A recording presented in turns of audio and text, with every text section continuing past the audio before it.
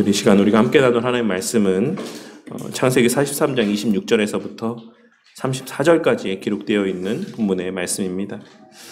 오늘 우리가 함께 나눌 말씀은 애굽의 총리로 있는 요셉과 자신들의 머무는 땅의 흉년과 기근으로 인해서 양식을 구하러 왔던 요셉의 형제들에 관한 우리가 익히 잘 알고 있는 익숙한 이야기를 배경으로 하고 있는 본문의 말씀입니다. 오늘 말씀은 큰 거시적인 관점에서는 하나님 편에서 이루어 가시는 구속 역사에 관한 교훈을 주고 있긴 하지만 동시에 이 요셉이라고 하는 한 신앙의 인물이 자신을 이방에 팔아넘긴 자신의 형제들에 대하여 품고 있는 마음들을 통하여서 우리 그리스도인들에게 있어 우리 그리스도인들이 우리 육신의 형제에 대하여 가져야 될 마음은 무엇인가와 또한 우리가 행해야 될 바, 우리가 그리스도인으로서 그 형제된 자들을 향하여 행하여야 하는 바가 무엇인가를 알려주고 있는 말씀의 내용이기도 하다라고 생각합니다. 그 가운데 오늘은 이 가정의 달에 거시적인 관점에서의 하나님의 구속 역사를 이루어 가시는 측면에서보다는 요셉이라고 하는 한 사람이 하나님의 사람으로서 그 육신의 형제들을 대하는 모습들을 통해 오늘날 우리 그리스도인들 또한 우리 육신의 형제를 어떻게 대하여야 하는지, 우리 육신의 형제들에 대하여 어떠한 마음을 품는 것이 마땅한지에 대한 교훈적인 측면에서 이 말씀의 의미를 함께 살펴보고자 합니다. 그리하여 그 동생을 죽이려 하고 이방에 팔아 넘기기까지 하였던 악한 요셉의 형들이 오늘 말씀에서의 요셉이라고 하는 한 인물을 통해 하나님의 은혜 가운데 변화되어져 가고 또한 하나님의 섭리를 깨닫게 되고 하나님의 구속 역사의 완성 가운데 한 축을 감당하는 귀한 역할로 쓰임을 받는 이들이 되었던 것처럼 우리 성도님들의 각 가정마다 자리하고 있을 수도 있는 아직 주를 믿지 않는 성도님들의 형제들 또한 성도님들의 그들을 위한 기도와 섬김으로 하나님의 사람으로 변화되어지고 하나님의 선한 역사 가운데 귀하게 쓰임받는 일꾼들로 변화되어져가는 은혜가 있기를 바라겠습니다. 오늘 말씀은 앞선 42장 6절에서의 요셉의 형들이 그러했던 것처럼 요셉의 형들이 그들의 동생 요셉에게 엎드려 절하는 장면으로 시작하고 있습니다. 우리는 오늘 말씀에서 이와 같은 장면이 우리 눈앞에 펼쳐지기까지 그간 요셉이 겪었던 일들에 대한 성경의 기록을 통해 요셉이 꾸었던 꿈인 요셉의 형제들의 곡식단이 요셉의 곡식단에 절하는 꿈으로 인해 그 형제들은 요셉을 죽이려 했지만 오히려 그들의 그와 같은 악한 마음에서 발로가 된 행위들을 통하여서 요셉은 애굽의 총리가 되고 그 결과 요셉으로 하여금 꾸게 하신 꿈이 성취되었다라고 하는 사실을 확인할 수가 있습니다. 그리고 이를 통해 우리는 하나님의 뜻하신 바는 우리의 어떠함과는 아무 상관이 없다라는 사실, 반드시 성취되어진다라고 하는 사실과 우리의 연약과 부족뿐만 아니라 심지어는 우리의 악함까지도 하나님의 선한 뜻이 성취되어지는 데에 사용되어진다라는 사실을 발견하고 깨달을 수가 있습니다. 그리고 그 사실을 깨닫는 것은 우리의 신앙의 여정에 있어 때로 우리에게 위로와 소망을 주기도 하고 때로는 우리를 겸손해지게 하기도 하는 것입니다. 요셉은 하나님께서 꾸게 하신 꿈대로 자신 앞에 엎드려 절하는 형제들을 향해 27절에 기록된 말씀에서와 같이 자신의 아버지 야곱의 안부를 가장 먼저 물었습니다. 그런데 우리는 여기서 요셉이 자신의 아버지 야곱의 안부를 묻고 있는 그 표현을 주목해 볼 필요가 있는데 한글 번역 성경에는 그 뉘앙스가 잘 드러나 있지 않지만 원문의 표현을 보면 요셉은 지금 자신의 형제들을 향하여서 너희 아버지가 평안하게 계시기는 한 것이냐?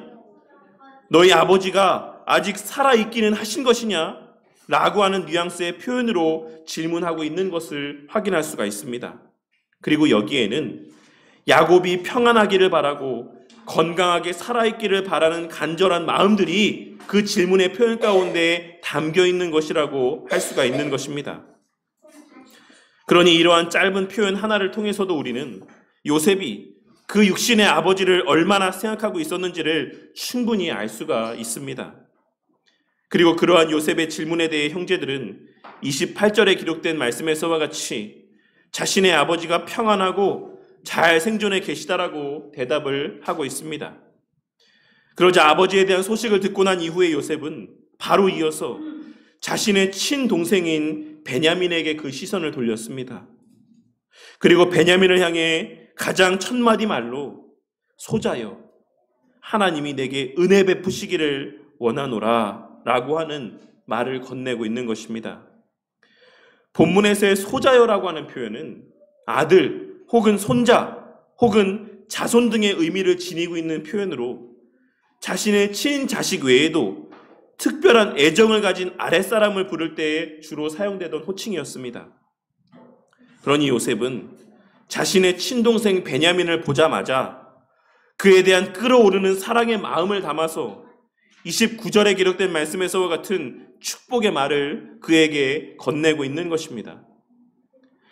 그런데 여기서 하나님으로 번역된 표현은 엘로힘이라는 표현인데 요셉이 여기서 여호와가 아닌 엘로힘이라고 하는 표현을 사용을 하고 있는 것은 그리고 그 이전에도 그 형제들을 만나는 자리에서 하나님을 가리킬 때 엘로힘이라고 하는 표현을 계속해서 사용하고 있는 것은 그의 자신의 유대인임을 드러내 보이지 않고자 하는 의도에서의 의도적인 표현이라고 할 수가 있습니다. 그럼에도 불구하고 요셉은 뒤에 이어지는 30절에 기록된 말씀에서와 같이 자신의 친형제인 베냐민을 보자 눈물을 주체할 수 없을 만큼의 감정이 북받쳐 오르는 것을 경험을 하였습니다. 하지만 그러한 감정이 북받쳐 오르는 순간 속에서도 요셉은 가장 먼저 그 동생 베냐민을 위하여 하나님의 복을 빌고 있다는 사실을 우리는 본문의 말씀을 통해 확인할 수가 있습니다. 그리고 이를 통해 우리는 요셉의 그 마음의 중심이 늘 어디에 자리하고 있었는지를 다시 한번 확인할 수 있는 것이다라고 생각합니다. 그는 지금 당시의 최강대국이었던 애굽이라고 하는 나라의 총리라고 하는 위치에 자리하고 있었음에도 자신이 그 자리하고 있는 위치가 하나님께서 허락하셨기 때문에 오를 수 있었던 자리라고 하는 사실을 인지하고 있었던 것이 분명합니다. 그들은 그가 그 자리에 머물고 있는 것, 그가 사람들로부터 높임받고 존경받을 수 있는 그 자리에 오를 수 있었던 것이 하나님께서 은혜를 베푸셨기 때문이라는 사실을 인지하고 있었기 때문에 그토록 보고 싶었던 자신의 친동생을 만났던 그 자리에서도 내뱉었던 첫 마디의 말로 바로 하나님의 그 은혜, 나를 이 자리에 있게 한 그 하나님의 은혜가 너에게도 있기를 원한다. 그 하나님께서 너에게도 은혜 베푸시기를 원한다. 라고 하는 말로 그 자신의 마음을 표현하고 있는 것이라 할 수 있는 것입니다. 이후 요셉은 베냐민을 보고 북받쳐 오른 그 감정과 눈물을 추스르고 방에서 나와 형제들과 함께 만찬을 나누었습니다. 우리는 오늘 본문 말씀에서 이 만찬의 자리에서 차려진 상이 크게 세 부분으로 나뉘어서 차려진 것을 확인할 수가 있는데 그와 같이 세 곳으로 나뉘어져 음식이 차려진 이유에 대해서 오늘 본문 말씀은 증거하기를 애굽 사람들이 유대인들과 함께 식사하는 것을 경멸했기 때문이다 라고 하는 그 사실을 확인할 수가 있습니다. 한글 번역에는 애굽 사람은 히브리 사람과 같이 먹으면 부정을 입음이었더라 라고 다소 완곡한 의미로 번역이 되어 있지만 실제 원문에는 애굽 사람이 히브리 사람과 같이 먹는 것을 가증히 여겼기 때문이다 라고 기록이 되어 있습니다. 그리고 그와 같이 애굽 사람들과 요셉의 형들의 그 상이 따로 차려진 것 외에 요셉의 상도 따로 차려진 것은 그 자리에 함께한 애굽 사람들과 요셉의 지위가 함께 식사를 할 수 없을 정도로 현격한 차이가 있었다라고 하는 사실을 나타내 보여주고 있는 것이기도 합니다. 그리고 이를 통해 우리는 하나님께서 애굽 사람들이 그 식사의 자리에 같이 하는 것조차 혐오스러워하고 가증스럽게 여기는 유대인이었던 요셉을 그들이 감히 같이 겸상할 수도 없는 높은 지위에 올리셨다라고 하는 사실을 통해 하나님께서 행하시는 일의 오묘함과 그 무한하신 능력을 다시 한번 깨달을 수가 있습니다. 그런데 이러한 과정에서 요셉의 형제들은 엄청난 놀라움을 또한 경험하게 되는데, 그것은 바로 33절에 기록된 말씀에서와 같이 요셉이 자신들을 그 나이의 순서대로 자리에 앉혔다는 사실에서의 놀라움이었습니다. 이 또한도 한글 번역 성경에는 그들이 서로 이상히 여겼더라 라는 표현으로 그 의미가 다소 완곡하게 표현되어 있긴 하지만, 원문에는 이에 대해서 표현하기를 그들이 서로 소스라치게 놀라워했다 라는 의미로 기록이 되어 있습니다. 요셉은 오랜 세월이 흘렀어도 여전히 자신의 형제들에 대한 기억이 분명하였고, 그렇기에 요셉은 그 형제들의 그 위치, 그 나이에 따른 그 상황을 오해하지 않았고 혼란스러워하지 않았고, 한치의 주저함과 망설임도 없이 별다른 고민이나 헷갈려함도 없이 형제들을 나이 순서에 따라 상에 앉힐 수가 있었던 것입니다. 그리고 그러한 모습을 목도한 형제들은 엄청난 놀라움을 느낄 수밖에 없었던 것입니다. 그리고 요셉은 그렇게 각자의 자리에 앉은 형제들에게 자신의 상의 음식을 나누어 주었다라고 오늘 본문 말씀은 증거하고 있습니다. 물론 당시 요셉과 함께한 이들의 상에도 귀한 음식이 차려졌을 것은 분명합니다. 하지만 총리의 위치에 있었던 요셉의 상에 더욱 귀한 음식이 더욱 풍성하게 차려졌을 것이다라는 사실을 우리는 쉽게 짐작할 수 있습니다. 그리고 그와 같이 귀하게 풍성히 차려진 음식들을 요셉은 그 자신의 형제들에게 아낌없이 그리고 주저없이 나누어 주었던 것이고, 특별히 그 가운데 자신의 친형제였던 베냐민에게는 다른 형제들보다 5배나 많이 나누어 주었다라는 사실을 우리는 오늘 본문 말씀을 통해 확인할 수가 있는 것입니다.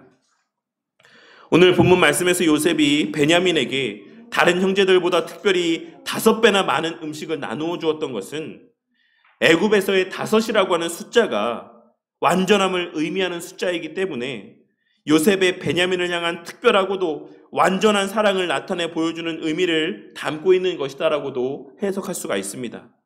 하지만 이에 대하여 또 일부의 학자들은 아직도 형들의 마음 가운데 다른 형제들을 향한 시기의 마음이 남아있는가라고 하는 것을 확인하기 위해 요셉은 의도적으로 베냐민에게 다른 형제들보다 5배나 많은 음식을 나누어 준 것이다라고 이야기를 하는 학자들도 있기도 합니다.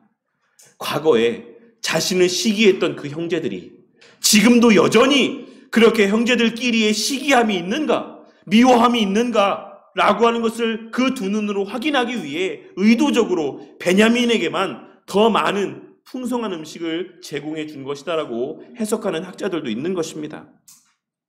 하지만 어찌되었건 어떠한 의도에서건 요셉의 그와 같은 모습에 대해 다른 형제들 가운데 그 누구도 베냐민에게 더 많은 음식을 주었다라는 것에 대하여 개의치 아니하고 함께 그 자리에서 기쁜 교제를 나누었다, 함께 즐겁게 식사를 나누었다 라고 하는 것으로 오늘 본문 말씀은 끝맺음하고 있습니다.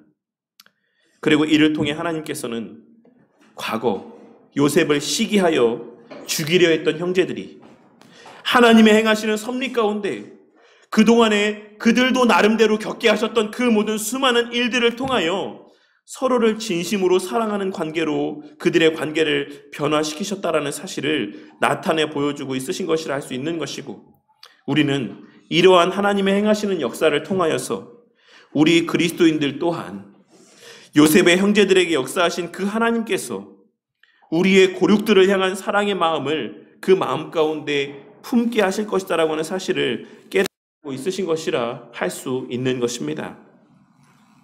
오늘 말씀을 통해 우리가 기억해야 되는 것은, 첫째로 그리스도인이라고 한다면 고륙에 대한 타는 듯한 사랑의 마음이 그 마음 가운데 자리하고 있어야지만 된다라는 것입니다. 바울 사도는 디모데전서 5장 8절 말씀에서 누구든지 자기 친족, 특히 자기 가족을 돌보지 아니하면 믿음을 배반한 자요 불신자보다 더 악한 자니라 라고 분명하게 이야기했습니다. 예수님께서는 주 안에서의 새롭게 가족된 이들을 귀하게 여기라고 말씀하셨지만 자신의 형제와 자신의 어머니를 대함에 있어서도 형제와 자식된 도리를 결코 소홀히 하지 않으셨습니다.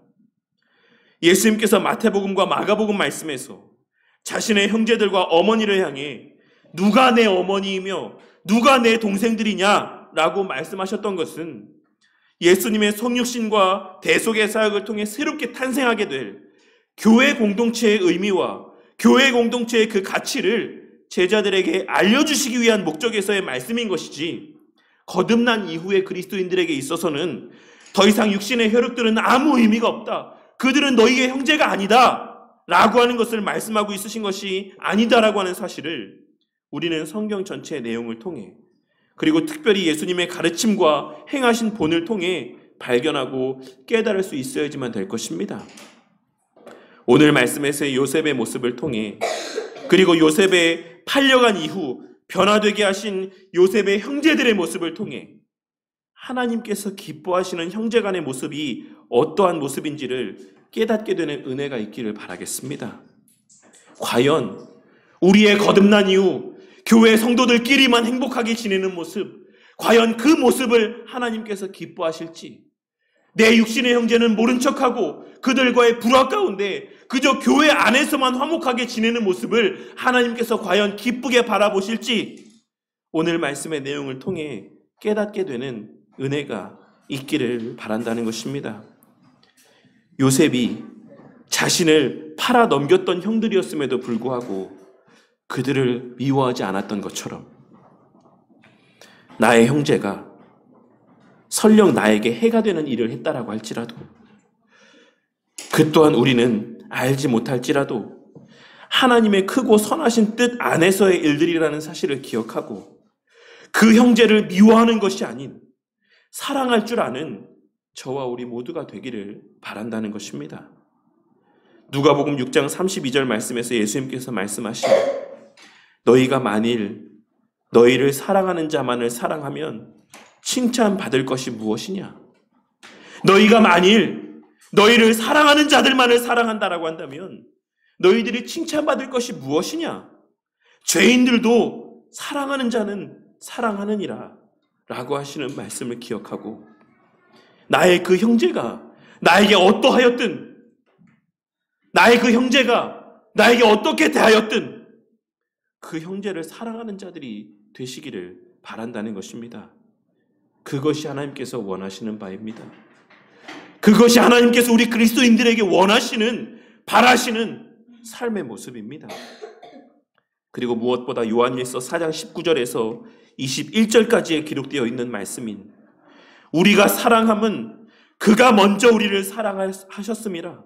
누구든지 하나님을 사랑하노라 하고 그 형제를 미워하면 이는 거짓말하는 자니, 보는 바 그 형제를 사랑하지 아니하는 자는, 그 눈에 보이는 그 형제를 사랑하지 않는 자는 보지 못하는 바 하나님을 사랑할 수 없느니라.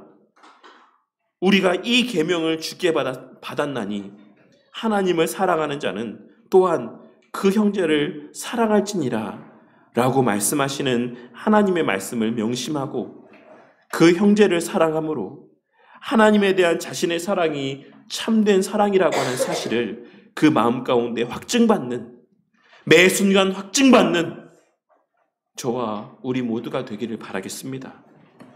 둘째로, 우리는 오늘 말씀을 통해 우리의 고륙을 향한 사랑은 그 무엇보다 그 영혼을 향한 사랑의 모습이 우선되어야 한다는 사실을 깨닫고 명심해야지만 될 것입니다. 바울 사도는 로마서 9장 1절에서 3절까지에 기록된 말씀에서 내가 그리스도 안에서 참말을 하고 거짓말을 아니하노라. 나에게 큰 근심이 있는 것과 마음에 그치지 않는 고통이 있는 것을 내 양심이 성령 안에서 나와 더불어 증언하노니 나의 형제 곧 고륙의 친척을 위하여 내 자신이 저주를 받아 그리스도에게서 끊어질지라도 원하는 바로라 라고 고백하며, 그 마음에 가장 원하는 바가, 바울 사도의 그 마음 가운데 가장 원하는 바가 바로 자신의 동족들의 회심과 그 동족들이 그리스도를 아는 것이다라고 하는 사실을 고백하고 있는 것을 확인할 수가 있습니다. 그리고 오늘 말씀에서의 요셉 또한도 자신의 사랑하는 동생인 베냐민을 만나게 되었을 때 가장 먼저 그를 위해 하나님의 은혜를 간구하고 하나님의 은혜를 기원함으로 자신의 사랑하는 동생을 향한 참된 사랑을 증거하고 있습니다. 이 사실이 의미하는 바가 무엇인지를 깨닫게 되는 은혜가 있기를 바라겠습니다. 우리가 우리 형제를 진심으로 사랑한다라고 한다면, 내 형제를 내가 진심으로 사랑한다라고 한다면 우리는 그의 영혼을 위해 기도하지 않을 수 없고 그를 향한 하나님의 은혜를 간구하지 않을 수 없습니다. 우리가 하나님을 진정으로 아는 자라고 한다면, 우리가 하나님의 존재와 그 가치를 진정으로 안다라고 한다면 우리는 우리의 사랑하는 형제들과 우리 부모와 우리 자녀들의 신앙을 위해 그들에게 하나님 편에서의 베풀어 주시는 은혜들을 위해 기도하지 않을 수가 없는 것입니다. 우리 가운데 그 형제가 치료비가 많이 드는 병에 걸렸다라고 한다면 그 병이 치료비가 많이 드는 병이기 때문에 모른 척하는 형제가 있겠습니까? 우리 성도님들 가운데 그 형제가 병에 걸렸는데 그 병을 치료하는데 돈이 많이 든다라고 해서 모른 척할 그런 성도님들이 있으십니까? 나중 일은 어떻게 된다라고 할지라도 일단 빚을 내서라도 우선은 살리고 봐야 되는 거 아니냐라고 생각하지 않겠습니까? 하지만 성도님들이 형제들을 위해서 기도하는 것, 하나님의 은혜를 구하는 것, 그 형제들이 신앙생활 하게 되는 것, 내 부모와 내 자식이 신앙생활 하게 되는 것, 그것을 위해 기도하는 것은 돈이 드는 것도 아니지 않습니까? 뭐 억만금의 돈이 필요한 것도 아니지 않습니까? 그런데 가만히 보면, 그런데 그리스도인들의 모습을 가만히 지켜보면 믿지 않는 형제가 있고 믿지 않는 자매가 있고 믿지 않는 부모가 있고 믿지 않는 자식이 있으면서도 그들을 위해 기도하지 않는 이들을 보게 될 때가 많습니다. 그들의 형제 가운데, 그들의 부모 가운데, 그들의 고륙 가운데 교회 다니지 않는 사람이 있음에도 불구하고 그들을 위해 진심으로 열심을 다해 기도하지 않는 자들을 보게 될 때가 너무 많이 있는 것입니다. 왜 그렇습니까? 왜 기도 안 합니까? 돈이 많이 들어서 그렇습니까? 기도할 때마다 돈을 내야 돼서 그렇습니까? 아니면 내가 기도해도 소용없을 것 같이 여겨져서 그렇습니까? 아니면 귀찮아서 그러십니까? 어쩌면 그렇게 그 고륙들을 위해, 고륙들의 신앙을 위해 기도하지 않는 자들은 그 자신이 하나님을 진심으로 믿지 않고 하나님의 가치를 제대로 알지 못하고 있기 때문일 수도 있을 것입니다. 그 자신이 하나님 믿고 하나님 섬기는 것이 그렇게 좋지 않으니까, 그 특별함을 깨닫지 못하니까 그 형제들의 신앙생활 하는 것에 있어서도 믿으면 믿는 것이고 믿지 않으면 어쩔 수 없는 것이다. 교회 가면 가는 것이고 가지 않아도 어쩔 수 없는 것이다 라고 하는 생각 가운데 그들의 신앙을 위한 기도를 하지 않는 것일 수 있다라는 것입니다. 그게 아니다라고 한다면 그 형제를 혹은 내 부모나 내 자식을 진심으로 사랑하지 않기 때문일 수도 있을 것입니다. 하지만 형제나 부모나 자식을 진심으로 사랑하지 않는 경우보다는 내가 하나님과 하나님의 선하심과 그 능력을 제대로 알지 못하고 하나님 안에서의 기쁨을 제대로 누리지 못하고 있기 때문인 경우가 더 많을 것이다라고 생각합니다. 그러하다라고 한다면 그 자신이 먼저 하나님을 진심으로 경험할 수 있기를 위해 기도하는 우리 성도님들이 되시기를 바랍니다. 나에게 하나님의 가치가, 하나님이 하나님을 믿는다라고 하는 것이 진정 좋다라고 하는 것이 내 마음 가운데 깨달아지기를 위해 기도하는 우리 성도님들이 되시기를 바란다는 것입니다.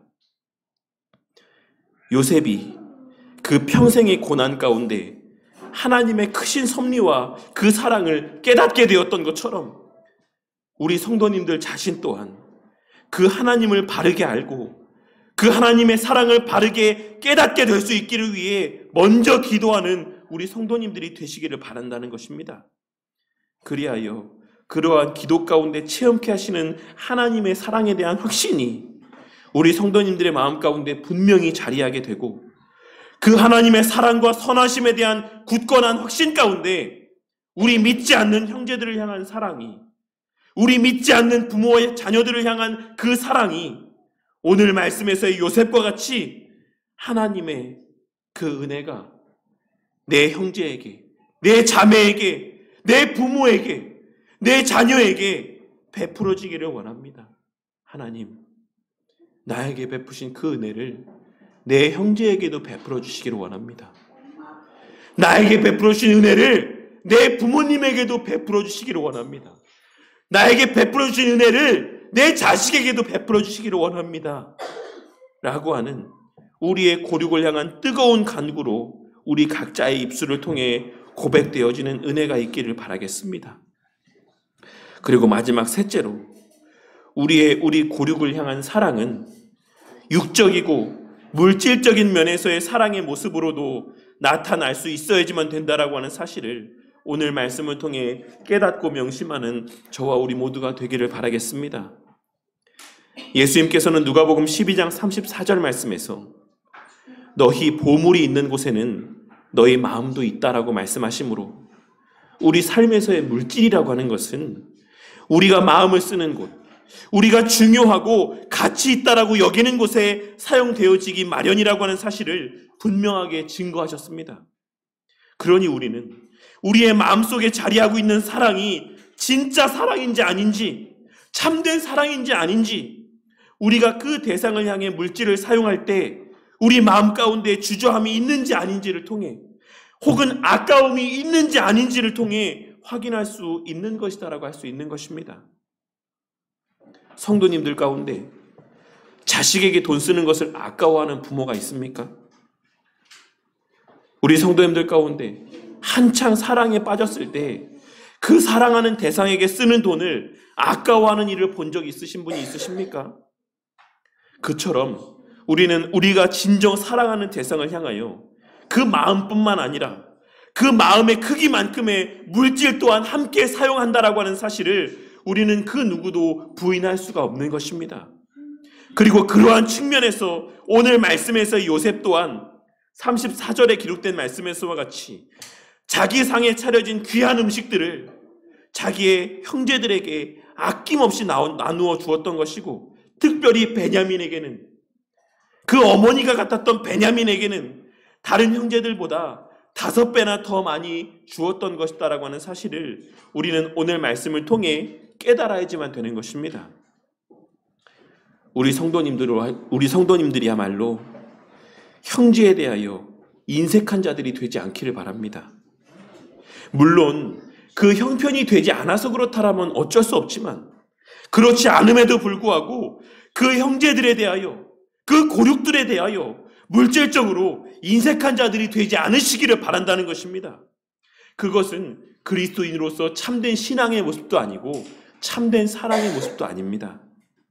우리 주님께서 우리에게 사랑의 마음만을 나타내 보여주신 것이 아닌 그 자신 전부를 내어주시고 행함을 통해 그 사랑을 증거해 주셨던 것처럼, 그러한 사랑을 받은 우리 또한도 우리의 사랑하는 자들을 향해 사랑을 나타내 보일 때 마음만이 아닌 우리가 가진 전부를 내어주는 것이 마땅하다라고 하는 사실을 오늘 말씀을 통해 깨닫고, 말과 혀로만 사랑하는 것이 아닌 행함으로 그 사랑을 나타내 보일 줄 아는 자들이 되시기를 바란다는 것입니다.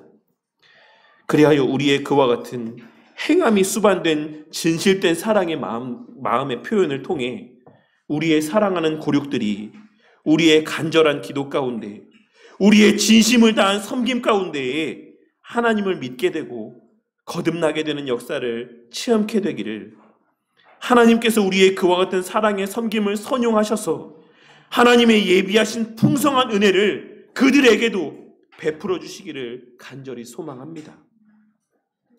오늘 말씀을 통해 우리 그리스도인들은 주의 몸된 교회 안에서의 우리의 고륙된 자들, 형제 자매된 자들을 귀하게 여기는 것 못지않게 우리의 육신의 형제와 우리의 육신의 자매들 또한, 우리의 육신의 부모와 자식들 또한 함께 귀하게 여기고 사랑하며 섬기는 자들이 되어야지만 된다라는 사실을 깨닫고 명심하게 되는 은혜가 있기를 바라겠습니다. 한 어머니의 뱃속에서 나온 우리가 우리 형제들을 위해서 기도하지 않으면 누가 내 형제들을 위해서 기도하겠습니까? 내가 내 부모를 위해서 기도하지 않으면, 내가 내 자식을 위해 기도하지 않으면, 내가 그 부모와 자식을 향해 복음을 전하지 않으면 누가 그들을 위해 기도하고 누가 그들을 위해 복음을 전하겠습니까? 하나님께서 우리에게 베푸신 사랑은 우리와 가장 가까운 우리 고륙들에게 가장 먼저 증거되고 전파되어야 하는 것이 아니겠습니까? 과거 그들로 인한 상처가 있다라고 할지라도, 과거 나에게 내 형제로 말미암는 상처가 있다라고 할지라도, 아픔이 있다라고 할지라도, 도저히 잊을 수 없는 상처가, 그 형제로 말미암는 상처가 내 마음 가운데 있다라고 할지라도, 오늘 말씀에서의 요셉을 떠올리며 그럼에도 불구하고 그들을 용서하고 그들을 사랑할 줄 아는 우리 성도님들이 되시기를 바랍니다. 그것이 그리스도인입니다. 그것이 하나님의 섭리를 믿고 신뢰하며 살아가는 그리스도인의 참다운 모습입니다. 물론 그것이 쉬운 일은 아니겠지만, 그처럼 나에게 상처를 준 형제를 용서하고 그들을 위해 기도한다라고 하는 것이 결코 쉬운 일은 아니겠지만, 나를 용서하시고 사랑하신 주님의 사랑을 떠올리며 원수까지도 사랑하고 그들을 위해 기도하라고 하신 예수님의 말씀을 떠올리며 그들을 용서하고 품을 수 있는 마음을 주시기를 위해 기도하는 저와 우리 모두가 되기를 바라는 것입니다. 그리고 무엇보다 나를 통해 그들을 구원하시고 그들에게 복음을 전하게 하시기 위한 목적에서 하나님께서는 나에게 먼저 이러한 믿는 자가 될 수 있는 큰 은혜를 베풀어 주신 것이기도 하다라는 사실을 늘 깨닫고 명심함 가운데 살아가는 우리 성도님들이 되시기를 바랍니다. 요셉이 특별해서가 아니라, 요셉의 신앙이 더 뛰어나서가 아니라, 요셉을 그 형제들을 위한 수단으로 택하시고 하나님께서 그를 특별하게 사용하여 주셨던 것인 것처럼, 우리가 특별해서 먼저 믿는 자들이 된 것이 아닌, 우리가 특별한 존재이기 때문에 하나님을 먼저 믿는 자들이 된 것이 아닌, 우리를 통해 우리 고륙들을 구원하시고 그들을 하나님의 자녀가 되게 하시기 위해 우리에게 먼저 주를 알게 하시고 믿게 하신 것이다라는 사실을 깨닫게 되는 은혜가 있기를 바란다는 것입니다.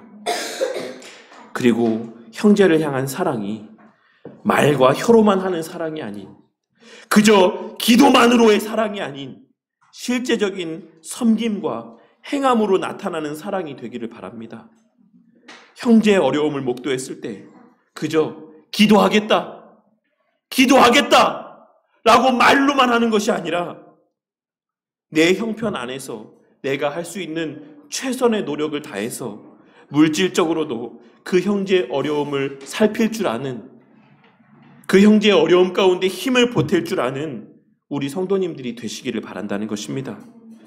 그리하여 그러한 우리 성도님들의 고륙들을 향한 기도와 실제적인 섬김 가운데 하나님께서 우리 성도님들의 그러한 기도와 섬김을 통해 우리 고륙들을 다듬어 가시고 변화시켜 가시고 주를 믿게 하시고 주의 귀한 일들 가운데 그들의 삶을 귀하게 사용하여 주시는 놀라운 역사를 목도케 하시는 은혜가 우리 성도님들의 삶 가운데 나타나게 되기를, 그러한 은혜가 우리 성도님들의 삶 가운데 자리하게 되기를 주님의 이름으로 간절히 축원합니다.